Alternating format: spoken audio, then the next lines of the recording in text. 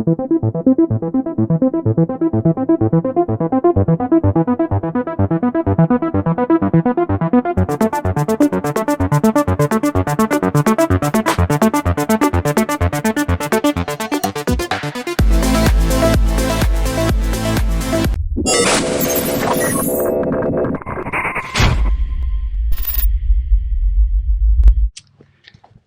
today I thought I'd make an interesting video as to why did I leave Dubai? Why did I leave Dubai, UAE, or why should you consider leaving Dubai, UAE?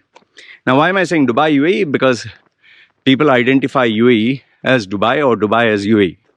Like if I were to say Al Quwain or Fujairah, most of you who are not in the Middle East would not know what is Fujairah, what is Al Quwain. People identify Dubai as UAE, okay, because the Sheikh Mohammed has done an amazing job branding and marketing UAE.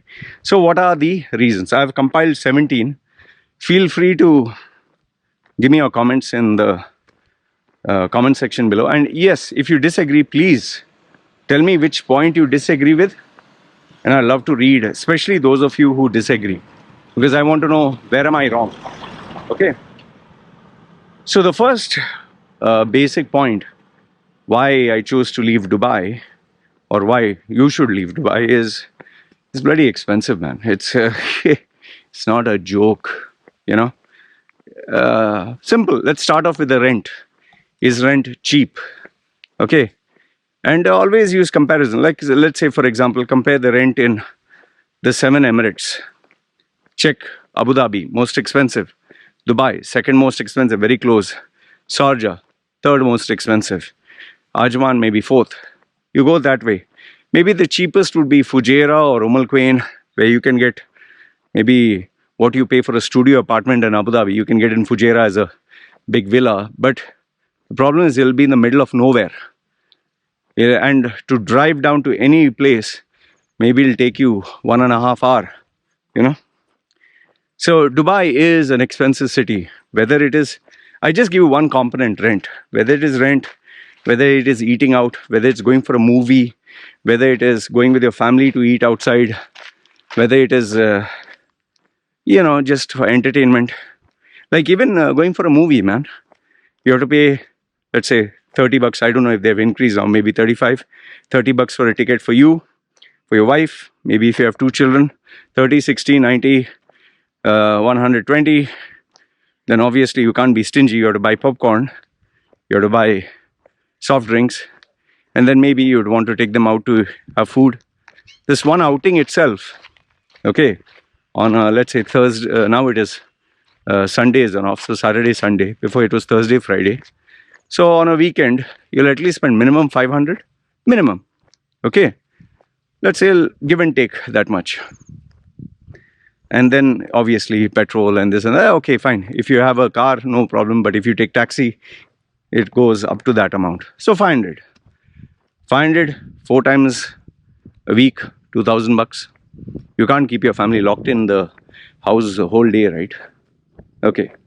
So that is number one. And then, yes, there are other areas where you do spend money. School fees. Okay, school fees itself is big. Small expense like the road toll, that is the fuel prices, which anyway now are going up. I don't understand how Gulf countries itself are raising fuel prices. So all this makes it expensive, man. It is not cheap. Okay. In fact, forget expats. Emiratis who talk to me, who chat with me sometimes, they say, bro, I find it very hard to manage my expense. Okay. So that's the first one. Second one, and this I think connects to the second and all the other points. Your earnings that you have is fixed, and then your earnings have a ceiling to how much you can earn. Let's say you're an employee. Your salary is agreed at 5,000, okay, 5,000 dirhams or 10,000 dirhams. Do you see that increasing? And if you see that increasing, when? Is it going to increase every year? No. Unless you're in sales with the handsome commission, your income will be fixed. Sales also, the commissions that they offer is based on industry standards and they try to keep it, at a ratio where maybe if you bring in 100,000, maybe they will give you like 1,000, 2,000. They obviously can't give you 10% as your commission. So your fixed income, and everybody knows there is a limit to how much you can earn. For a guy who is, let's say, an engineer, he might start up with a salary 5,000, then go to 10,000, 15,000, 20,000. Unless and until he becomes a CEO, he's not going to earn beyond a certain amount. Like maybe the maximum an engineer, let's say from the east, not the west, say 30,000, 35,000. Can it go 80,000? Can it go 100,000? No, it is fixed. You'll say it's true in all countries, yes, but we are talking about Dubai specifically. Okay, your income will be fixed, and you can't talk about raising. And over here, maybe if I added this point, it would be much more. The explicit corporate racism that is there. See, racism is there in every country. Okay, you can put this as point 2.1. Okay, if I'd added this point, it would be 18 points or something. See, racism is there in every country, be it Australia, be it America, and there are racist people. It's not that only UAE is racist. For that matter, India. They say everyone's equal and all that, but there is a racism practice explicitly there. Okay, but in UAE, the racism is, you'll really feel it in two areas and two avenues. Number one is in the corporate world, okay, and number two is in the, if you get into a legal tussle. Corporate world, for example, check a government entity, like even for example Emirates Airlines and Etihad. You can, I challenge you, prove me wrong. An Australian versus an American versus an Emirati versus an Indian versus a Bangladeshi. You seriously expect me to believe what they're paying a local Emirati is what they're paying a Bangladeshi or Indian or Sri Lankan or someone from Africa? You seriously expect me to believe they will keep the salaries of an American or British national the same as what they would pay an Indian or Pakistani? Come on, man. Get real. In fact, this is not known or this is not spoken of in all these government entities, Emirates Airlines, Dubai, all these government entities. They have a separate HR policies for Emiratis because of the directives of the ruling family that they have to support the citizens of the country, and a separate HR policies for expats. And even in expats, there are different level slabs of salary.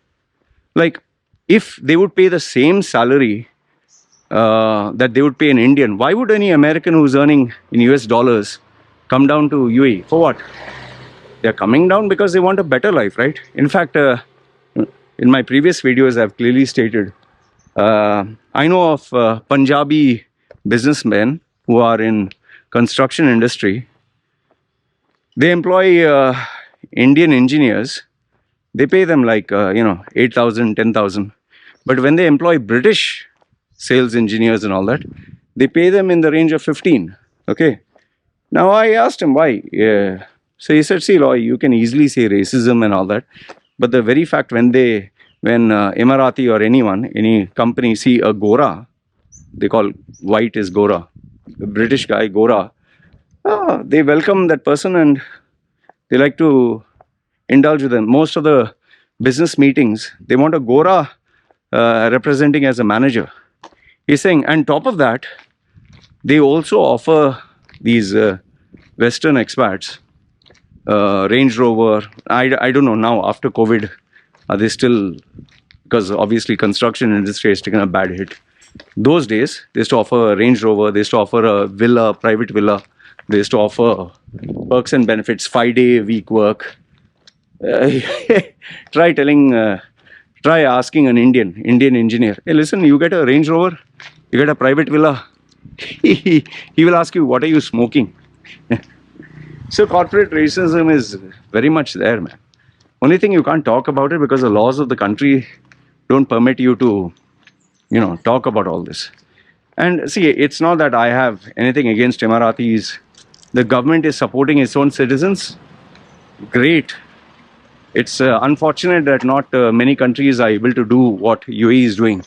And if I was a citizen, I'd be so bloody happy that they're supporting Emiratis. But having said that, the flip side of this coin is not all Emiratis have it easy, especially now that UAE is moving into a global, uh, global platform. Before, during the days before social media and all that, they used to support Emiratis, like especially Baba Zayed, who is the founding father of UAE. He supported Emiratis like crazy. Even if you wanted to open a business, you have to sign up with the Emirati local as 51% owner by default, even though he didn't put a single thing. Why? If you wanted visa, if you wanted employees. So their country, their rules. There's nothing to hate about it. Like I always tell people, don't like the rules, leave the country. So yeah, second one is your earnings are fixed. Okay, and corporate racism itself is a very big chapter, which I don't want to get into. Like, if you're a manager and you get a young Emirati from college, he will get maybe the same salary you're getting or even more, and you have to train him to take your job. It's a funny thing. That is why in Emirates, in that time, girlfriend was working there. She had, I think, Toyota. Her trainee, her student, had a Mercedes four-wheel drive. his salary, no, it was a female, yeah. Her salary was more than my girlfriend's salary. Anyway, that's another story. If you want to hear more about it, I'll tell you. Number 3, people say there are no taxes in UAE. Well, let me burst your bubble. There are no taxes. Yeah, now there is VAT and all that. There are no taxes, but UAE is not dumb. It intelligently inserts the extra costs in all other areas. For example, a road toll. You have to pay a little money, right? Yeah, if you compare it to Hong Kong or if you compare it to the most expensive cities in the world, yeah, it is cheaper. But we are comparing UAE to UAE, what UAE was before to now. Yeah, on the flip side, yes, they're giving you great amenities, but the expats have to bear this along with the citizens. The prices for everything, whether it is food, even restaurants, they get fined for no reason at all. For example, the municipality inspectors will come and check a restaurant. I know because I have friends. They'll come there, they'll see one hair, just a hair, or they'll see one cockroach, and cockroaches are plenty in UAE. They'll say, okay, this is fine, mukhalfa. You have to pay this fine. And if you argue with them, they will give one more fine. So this is how they incorporate taxes. And one of the other intelligent ways UAE gets its taxes, so to speak, is by car fines. There are so many people who have been issued car fines. It can be driving, parking, anything. And they are not even aware, how the hell did I get it? Okay. So number 3 is taxes. There are indirect taxes, as you can call it. Number 4 is inflation has only increased, never decreased. I know inflation means increase. So because inflation and cost of living, it keeps going up. Like if you compare UAE to the 70s, where let's say one bedroom was 2,000 dirhams annually. Today, try to show me, obviously 50, 60 years have passed by, costs have gone up. Show me where you can get a single bedroom for 2,000 dirhams a year. Of course not, because everything has increased in terms of price. So that is proof that prices only increase. It's never going to decrease. For example, for those who lived in UAE in the 70s, taxi, a taxi, you could pay 2 dirhams to travel from one place, and they'll keep going on. It's like, how they have in Thailand, tuk-tuk, you pay some money, you sit and they keep driving. Okay.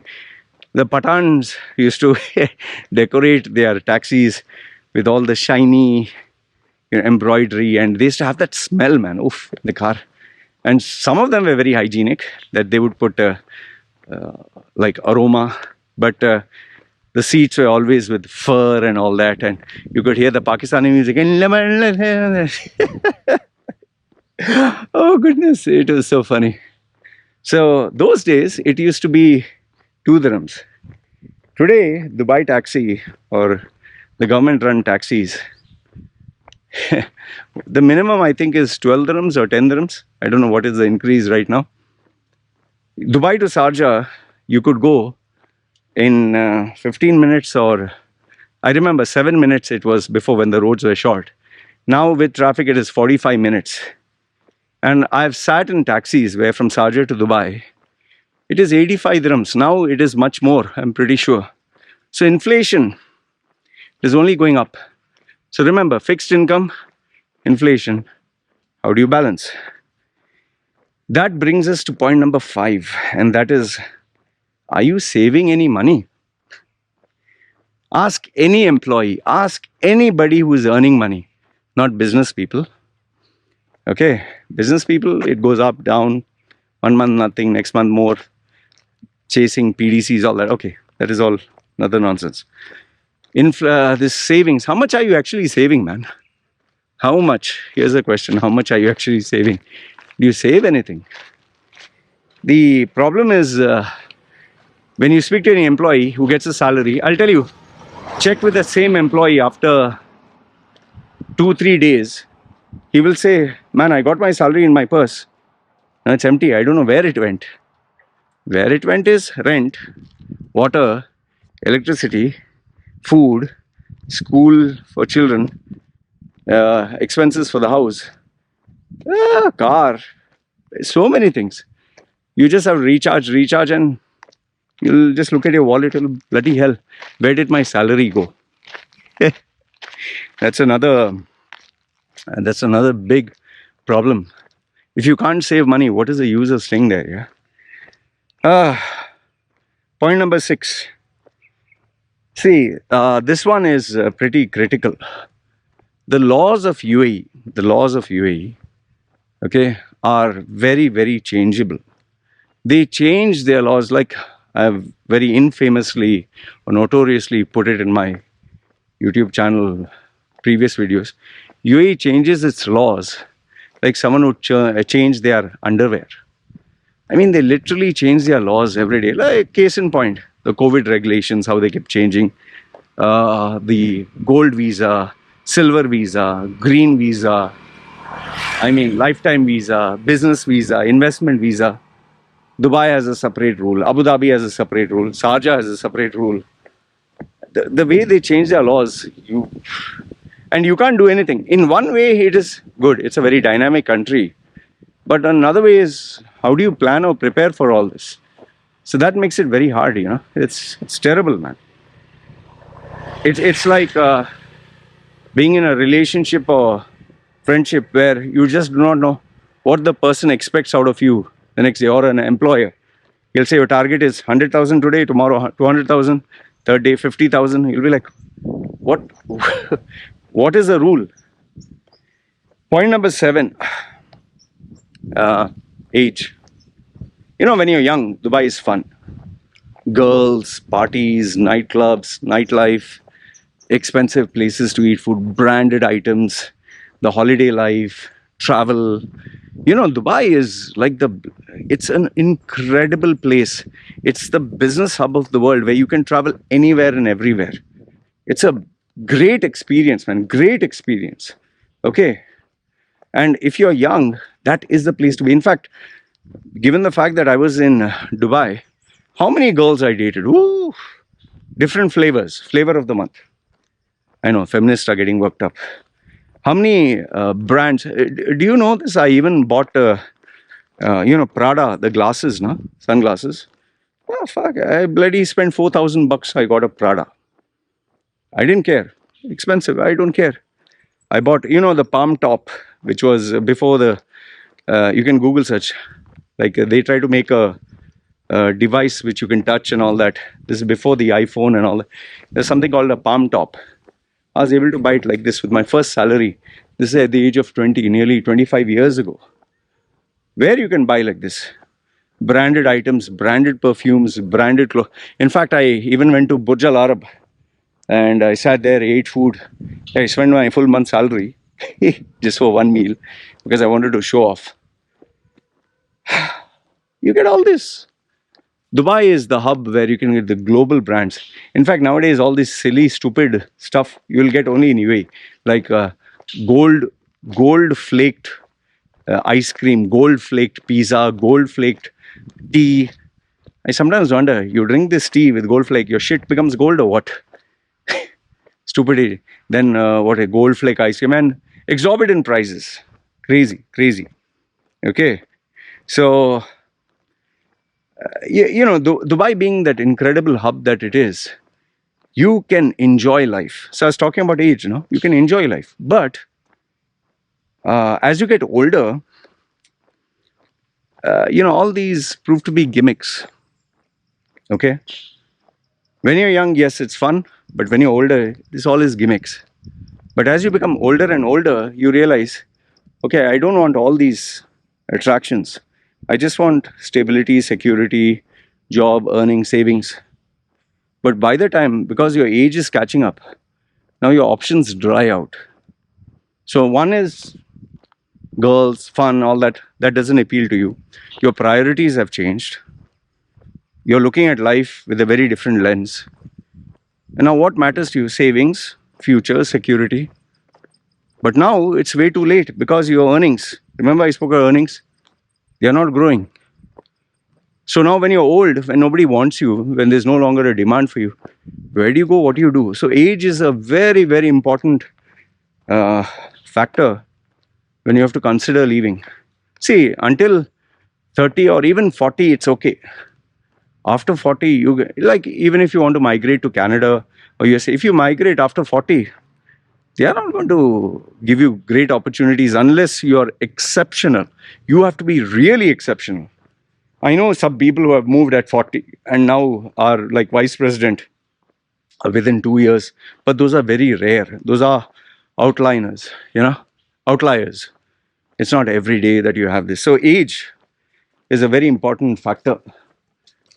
And if you're getting older and you do not leave on time, then your options will dry out and then you'll be stuck. It's like when you're a young girl, the whole world, everyone wants you. They love giving you attention, praise. But now that you're old, who the hell will even give you a phone call?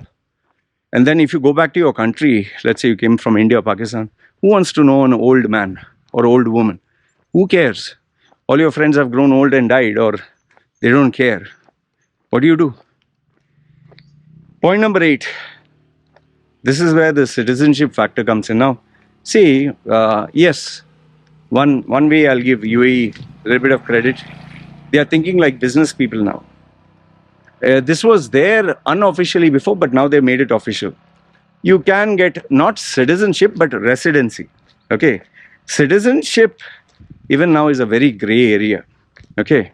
And I have literally seen one person. I've seen his video where he showed me he has become a citizenship. He has got the citizenship of UAE, but those are very, very, very rare cases.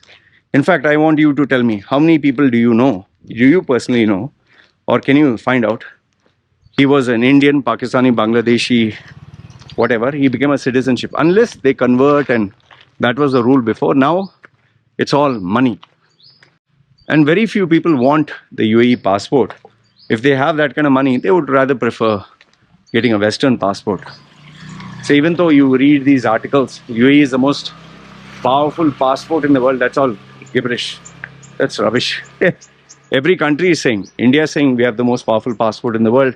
UAE is saying that, Qatar is saying that, that all ignore. Okay, so citizenship is a major issue, which I think the point with that is security. What is the security when things go bad? Let's say you're a businessman and your business goes in an absolute utter loss. You have to pay your creditors, you have to pay all the people. Let's say you're old. Let's say you are paralyzed, you get an accident. Is UAE going to take care of you? Are they old age homes for expats? Are unemployment benefits. They're talking about insurance, but that is only limited to government and nobody knows what that involves. So there is no security, man, there. Your security is linked to one, your job and visa. The second one is how much money can you blow to stay there. Point number 9. Everything revolves around money. Now, this can be true for any country, but in UAE, it is even more true. The reason being is for expats, you have money, you can stay there. And the money that you have should be spent over there. They don't want you to, keep sending remittance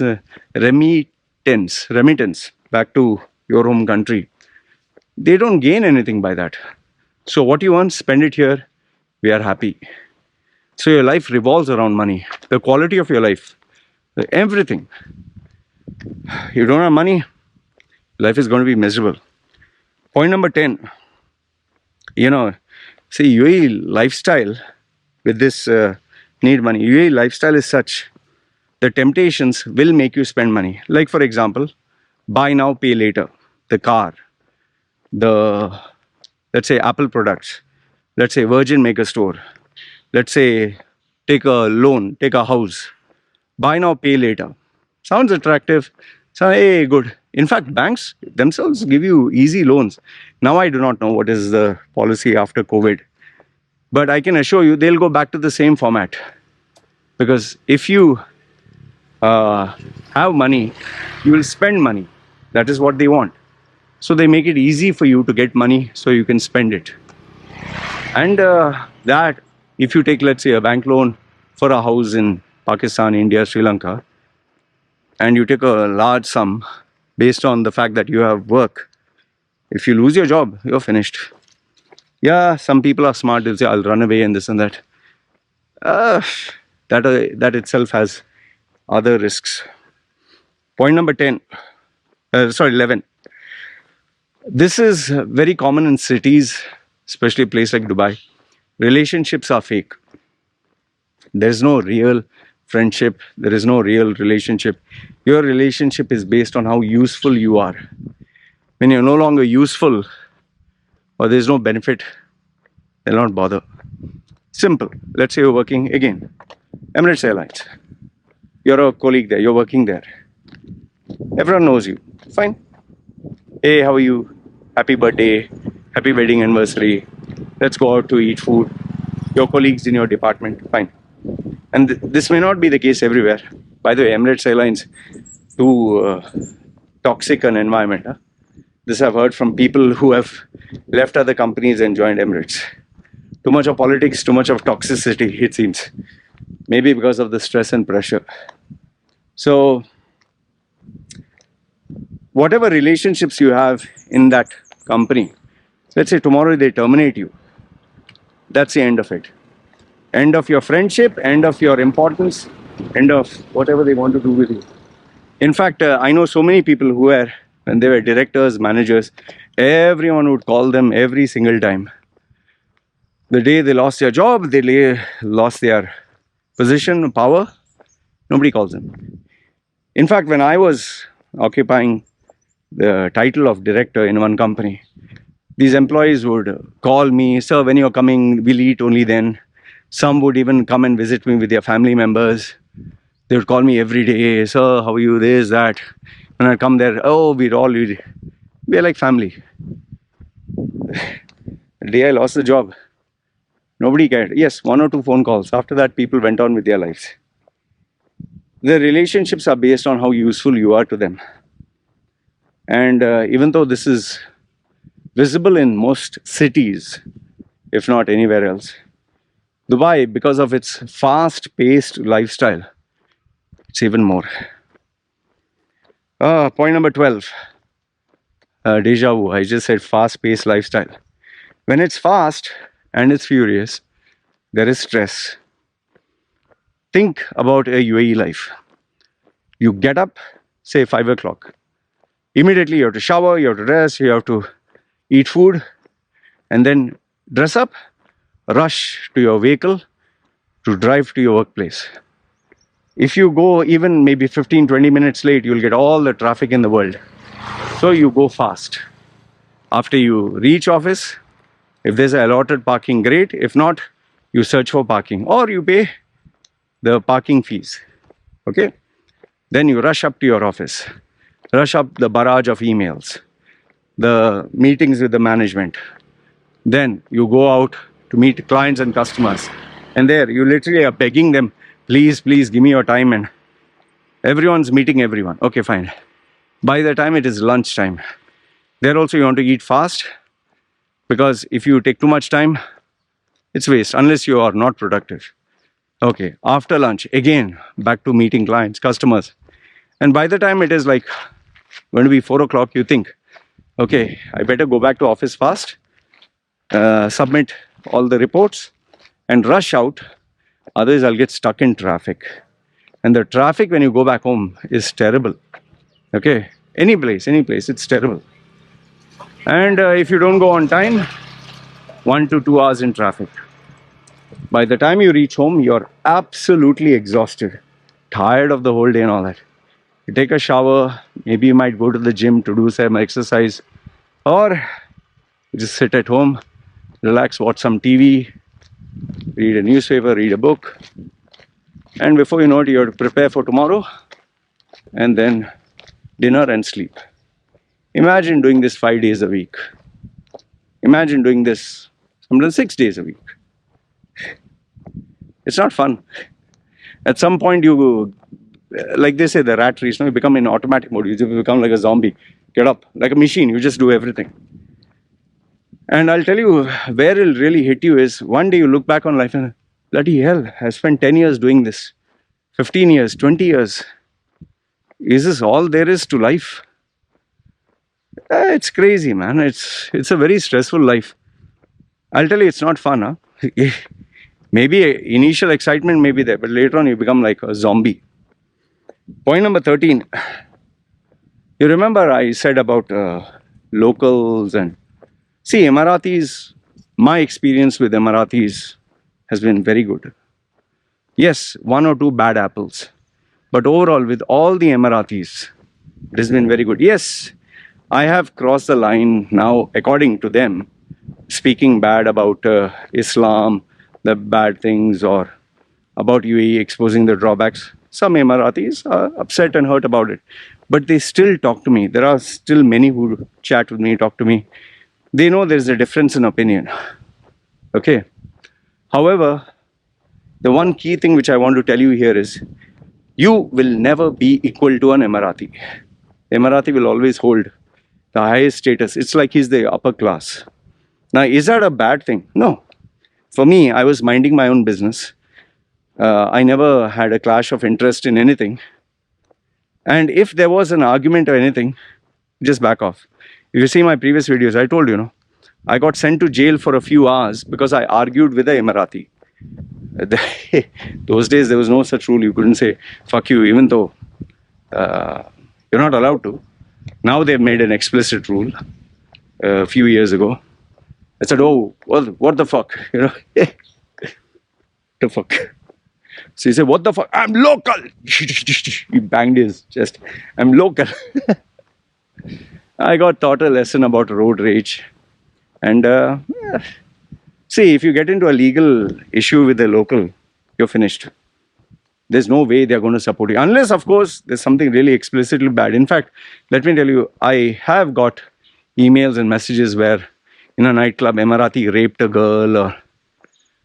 And if they're powerful and influential, you can't touch them. It's more like, back home in your country, if someone's related to a very powerful politician or, very big family, they have the resources, you can't touch them. Same way. So local Emiratis, the Emiratis, locals or whatever you call them, you're never equal to them. And this can be a drawback, especially where the law is concerned, or your career, or if your business depends on them. I would say the worst experience was being put to jail, but even worse was the part where my mother had a health club and she had this local Emirati guy who was actually working for the CID. criminal investigation department. He misused the power so much. He gave us so much of stress, took so much of money every single time. Whew, until I could not take it. I stood up facing him and managed to get another powerful local who sorted everything out. He was related to, he knew many people in the ruling family. But otherwise, we were in deep trouble, man. Then, point number 14. I would say that UAE is more like, I would say it's a no man's land. This is a sad fact, and this is only someone who has been born and raised in UAE would understand this. It is a no man's land. Like, just imagine for people with Indian, Pakistani, Sri Lankan, Bangladeshi passport holders. You're born in UAE. You're born in UAE and you think UAE is my home country. UAE is my home, My school that I went to, Saji Indian School, the friends that I had, the memories that I have. It was like UAE was my home. But one fine day, I realized, sheesh, this is not my home. You know how, when I realized? When they cancelled my visa and the guy made me get out of the country. And when I came back in, the immigration officer, who was a young chap, he asked me, what is your purpose of your visit? What is the purpose of your visit, or something? I said, I'm literally born here. Okay. I said, this is my home. So then he was very polite. He said, Fadal, welcome. That time I realized, sheesh, man. And I'll tell you, it was even more explicit the day one of the employees put a ban on me. The guy who I worked for, a fake degree certificate. Oh, bloody hell. When I tried to board the aircraft from India, they didn't let me board the aircraft. They said, you have to check your visa status. I said, I didn't know it at the time. This was 2011. I said, yeah, but I have been there for so many years. UAE is, if you check my passport, he said, boss, that Indian guy was the check-in for the travel airplane. Boss, you're an NRI. He told me on my face, you're an NRI, not required Indian. Okay, we know the rules. You can stay there, whatever. When they don't want, they'll throw you out. Maybe he faced many people like me. Rules are rules. If they don't approve, you can't board the plane. They don't want you. Oh, it really made me understand what my place was. No man's land. Point number 15. This is another thing people don't think about. See, when someone has a business, does he think about bankruptcy? Yeah, he sees the possibility, but he does not believe he'll go to bankruptcy. If someone gets married, does he start planning for the divorce? No, he thinks marriage will be forever. In the same way, when you're in UAE, you don't think that UAE will throw me out. You never imagine that. You think I imagined I would be in some movie? Never. I always thought UAE would be my home forever. So that gives rise to the question, what if you fail? What if you make a mistake? What if you lose everything? What do you do then? Where do you go? How do you survive? Who is going to accept you? These are questions nobody has answers to.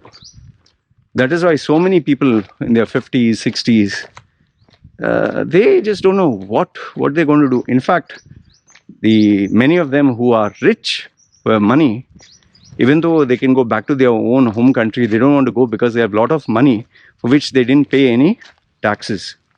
Wealth tax or this tax or whatever. So they want to keep that money there only. I know a couple of Indians who have 5 million, 10 million. If they take it back to the home country, it will be taxed at some point. Why do they want to give that tax?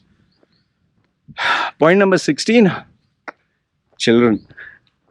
This is one thing every parent will wonder.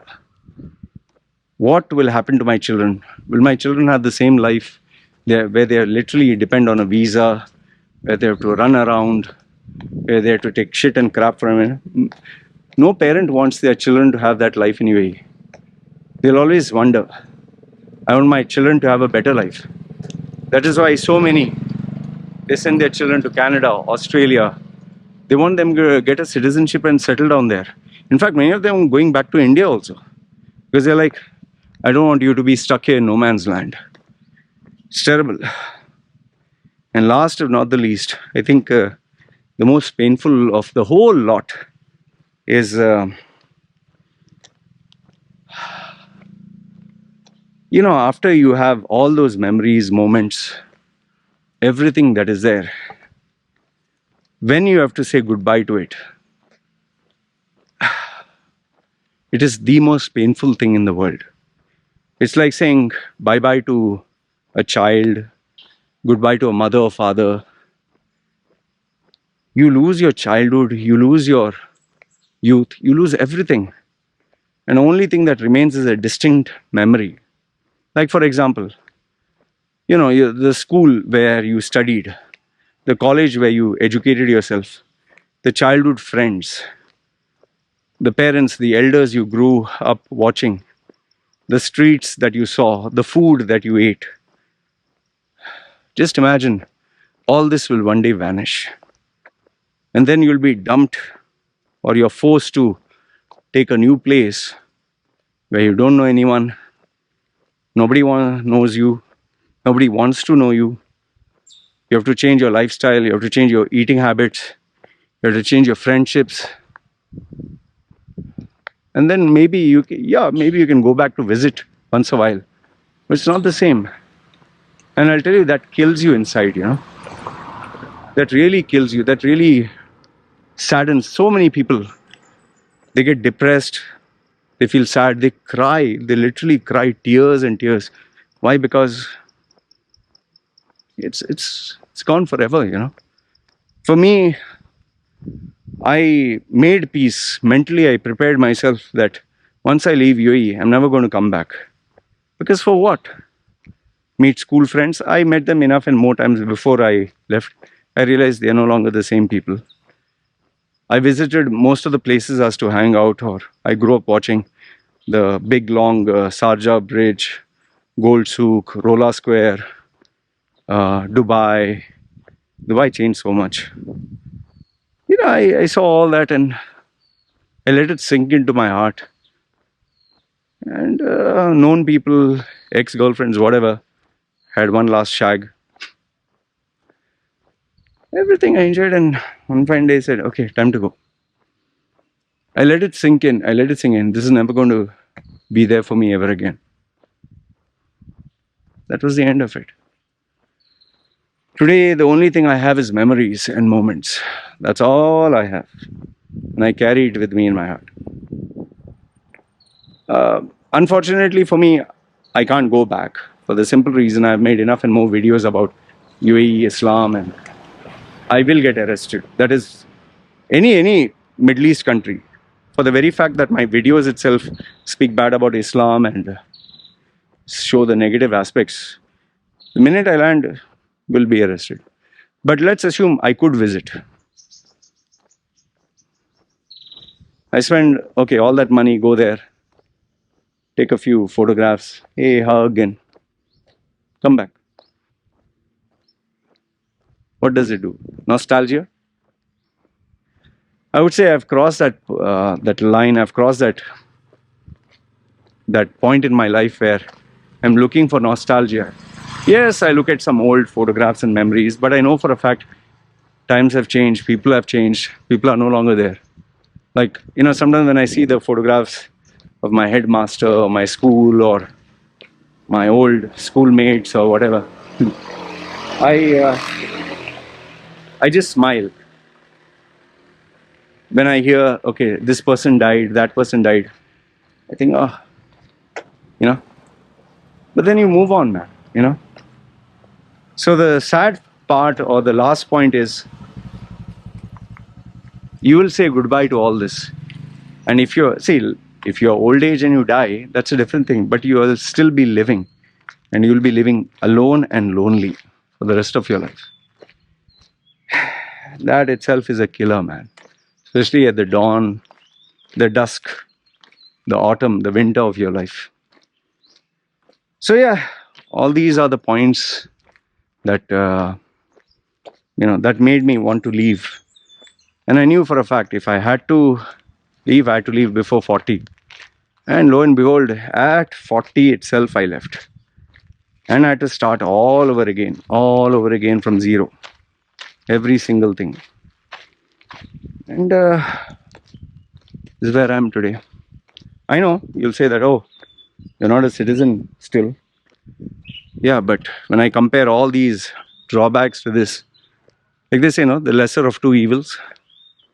Yes, I'm not a citizen, but this place is so much more cheaper. And for me, it's better because my work is online. It's not depending on meeting people physically.